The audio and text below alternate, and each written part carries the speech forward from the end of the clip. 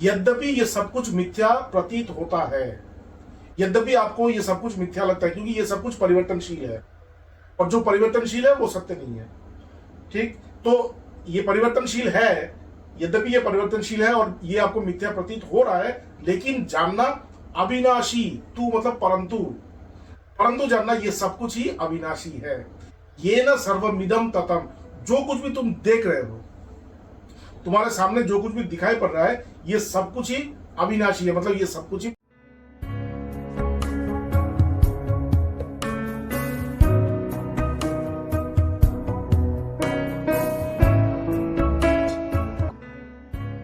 स्वामी जी, आपका पुनः स्वागत है।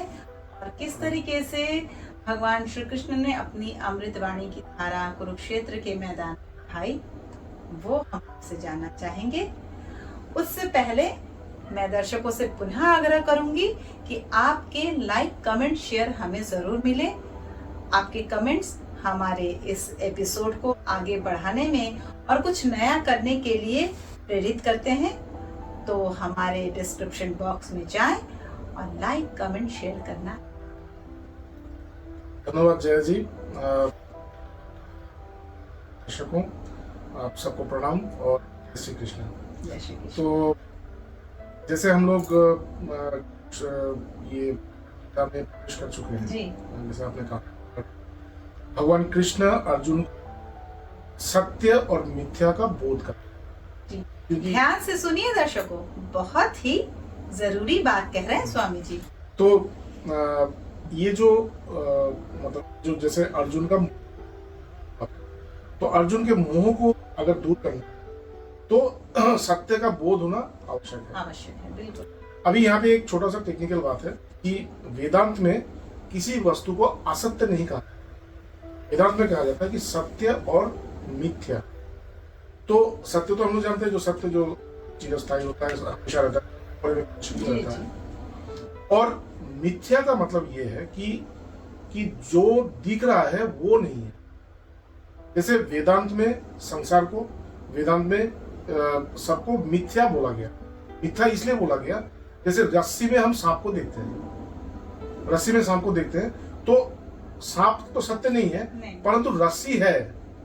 रस्सी मतलब सांप ऐसे ही हम कि मतलब बिना कुछ मतलब ऐसे हवा में नहीं देखे, एक रस्सी पड़ा हुआ था, उस रस्सी को मैंने सांप देखा, मतलब सांप का जो अस्तित्व है वो रस्सी पर डिपेंड करता है, निर्भर करता है। तो यहाँ पर भी ये जो संसार है, जगत है, या हम मतलब जीव जगत जो सब कुछ है, ये सब कुछ मिथ्या है। मतलब जो दिख रहा है वो सत्य नहीं है, इसके पीछे जो सत्ता है वो सत्य है। ठीक है, जैसे शंकराचार्य ने कहा था कि ब्रह्म सत्यम जगन मिथ्या, जीव ब्रह्मैव नापर। बोले कि ब्रह्म सत्य है और जगत मिथ्या है। जगत में तो सब हम लोग सब आ जाते हैं, तो हम लोग सब मिथ्या है। लेकिन क्या कह रहे हैं, जीव ब्रह्मैव नापर, मतलब हम लोग भी ब्रह्म हैं, हमें केवल पता नहीं है अज्ञान की वजह से। क्योंकि हमें अज्ञान की वजह से पता नहीं है, इसलिए हम लोग अपने आप को नाम रूप शरीर या संसार जो भी समझते हैं, लेकिन वास्तविक जो हमारा स्वरूप है वो है कि हम लोग आत्म स्वरूप है। ठीक, तो इसी बात को भगवान धीरे धीरे अभी समझाने का प्रयास कर रहे हैं। जैसे पिछला जो जहां पे कल हम लोगों ने विराम दिया था, वो ये था कि नासतो विद्यते भाव न भावो विद्यते सत्य, मतलब ये सत्य और मिथ्या में चले आए कि देखो जो सत्य है वो कभी अभाव, उसका कभी अभाव नहीं होता, मतलब उसका कभी विनाश नहीं होता, और जो सत्य नहीं है, जो मिथ्या है, उसका विनाश हमेशा अवश्यंभावी है, ये होगा। नासतो विद्यते भाव न भावो विद्यते सत्य उभयोरपि दृष्टंतो तू अनयो तत्वदर्शी भी। जो सत्य दृष्टा जो ऋषि हैं, उनको पता है कि कौन सत्य है कौन मिथ्या। तो कल हम लोगों ने यहाँ पे विराम दिया था। अभी इससे आगे भगवान कृष्ण अर्जुन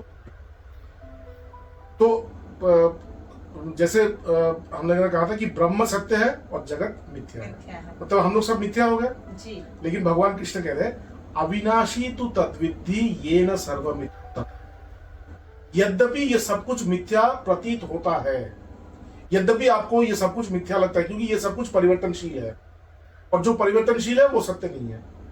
ठीक, तो ये परिवर्तनशील है, यद्यपि ये परिवर्तनशील है और ये आपको मिथ्या प्रतीत हो रहा है, लेकिन जानना अविनाशी, तू मतलब परंतु, परंतु जानना ये सब कुछ ही अविनाशी है। ये न सर्वमिदम ततम, जो कुछ भी तुम देख रहे हो, तुम्हारे सामने जो कुछ भी दिखाई पड़ रहा है, ये सब कुछ ही अविनाशी है। मतलब ये सब कुछ ही परमात्मा है।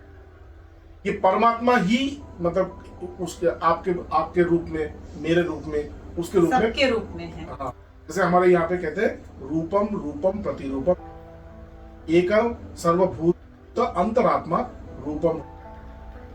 मतलब जैसे एक ही परमात्मा है जो सबके अंदर है, लेकिन अलग अलग रूप से वो हमारे सामने दिखाई पड़ते हैं। जैसे आप हैं, हम हैं, या हमारे दर्शक हैं। बिल्कुल, हम लोग सभी परमात्मा हैं। तो भगवान कृष्ण कह रहे हैं कि अविनाशी तू तद्विद्धि ये न सर्वमिदं तत्। देखो जो देख रहे हो ये सब कुछ ही अविनाशी है, ये सब कुछ ही परमात्मा है।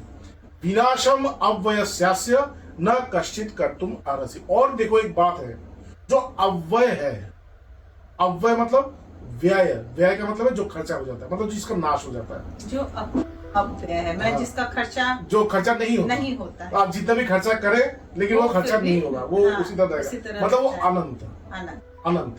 तो अनंत का कभी नाश नहीं। और ये अनंत कौन है? ये अनंत मैं हूँ, आप है। और यहाँ पे भगवान कृष्ण अनंत बोल रहे हैं। ये जो तुम्हारे तुम जिनको बोल रहे थे, तुम्हारे गुरु या पितामह, जिनके मृत्यु पे तुम शोक कर रहे हो, अवसंभावी जो मृत्यु होगा उसके ऊपर तुम शोक कर रहे हो, लेकिन वो शरीर नहीं है, वो परमात्मा है। और उनका कभी विनाश नहीं हो सकता। विनाशम अव्ययस्यास्य न कश्चित कर्तुम अर्हसि। और इसीलिए तुम्हें शोक करना उचित नहीं है। ठीक। तो ये उन्होंने कहा। इसके पश्चात उन्होंने कहा कि अंतवंत इमे देहा नित्यस्य उक्ता शरीरिना। अंतवंत मतलब आदि और अंत। ये शरीर, इमे देहा, ये जो शरीर है इसका आदि है, इसका जन्म हुआ है और इसका अंत भी होगा, मृत्यु भी होगा। लेकिन नित्यस्य उक्ता शरीरिना, इस शरीर के अंदर जो शरीर भी है, हाँ। जो बस रहे हैं यहाँ, जो रह रहे हैं, वो नित्य है। तो वो हमेशा ही रहेगा। शरीर रहे चाहे ना रहे, वो हमेशा ही रहे। अंतवंत इमे देहा नित्य, वो अपना जगह चेंज करता है। जगह, जैसे कल उन्होंने कहा था कि देहांतर, एक देह से दूसरे देह में प्रवेश करता है। बिल्कुल, एकदम सही बात। तो अंतवंत इमे देहा नित्यस्य उक्ता शरीरिना। फिर अनाशीनो अप्रमेयस्य, यहाँ पे थोड़ा सा समझने की बात। अनाशीनो मतलब जिसका विनाश नहीं होता। तो ये जो शरीरी है इनका विनाश नहीं होता। अनाशीनो। अप्रमेयस्य, प्रमेय का मतलब है जिनको जाना जाता है। ठीक, प्रमाण, प्रमेय और प्रमाता। जैसे प्रमाता मैं हूं, ज्ञाता। प्रमाता का मतलब है ज्ञाता, जो मैं जान रहा हूं। प्रमेय मतलब जिनको मैं जानता हूं, ज्ञेय। ठीक, जिनको मैं जान रहा हूं वो है प्रमाता, प्रमेय। और जिनके द्वारा मैं जानता हूं वो है प्रमाण। ठीक है। तो ज्ञान, ज्ञाता, ज्ञेय। ज्ञाता ज्ञेय को ज्ञान के द्वारा जानता है। तो यहाँ पर भी प्रमाण, प्रमेय और प्रमाता। तो भगवान कृष्ण कहते हैं अप्रमेय। ठीक है। अनाशीनो अप्रमेयस्य, इनको जाना नहीं जा सकता। इसका मतलब क्या है? तो अगर आत्मा को हम जान नहीं पाएंगे तो क्या हम कैसे जानेंगे कि हम लोग परमात्मा है? तो आत्मा को जानने के बारे में मतलब क्यों हम लोग नहीं जान पाएंगे?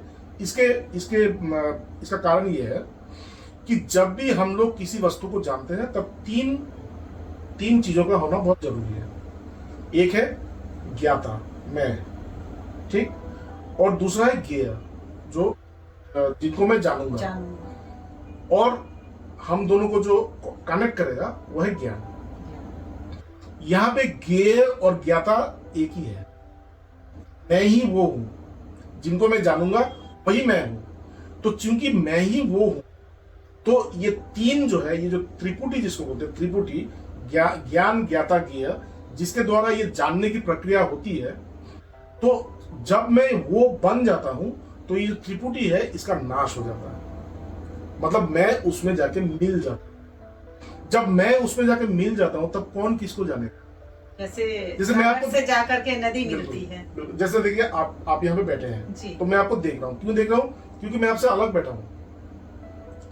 क्योंकि मैं आपसे अलग अलग हूं, इसीलिए मैं आपको देख पा रहा हूं। अगर मैं आपके अंदर मिल जाऊं, समा जाऊं, तो क्या मैं आपको देख पाऊंगा? मैं तो आप बन जाऊं, तो कौन किसको देखेगा, है कि नहीं? तो यहाँ पर भी परमात्मा को जानने के समय हम लोग परमात्मा, परमम ब्रह्मविद ब्रह्मैव भवति, हमारे उपनिषद में लिखा, जिसने ब्रह्म मतलब जाना वो ब्रह्म ही बन गया।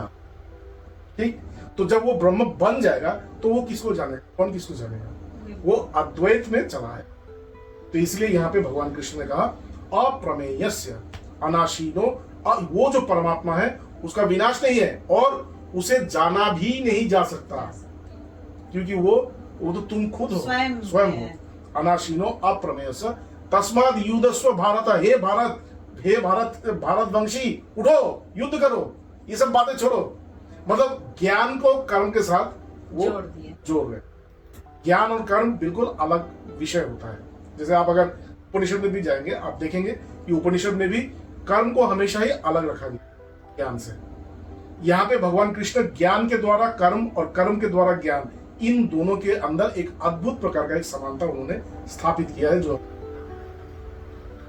आज का ये 2 श्लोक है, इसके अगला जो भगवान बोलेंगे तो ये में हम लोग चर्चा करेंगे। बिल्कुल स्वामी जी, कितने सहज और सरल वाक्यों में आपने हमारे दर्शकों को इतनी गंभीर बातें बताई।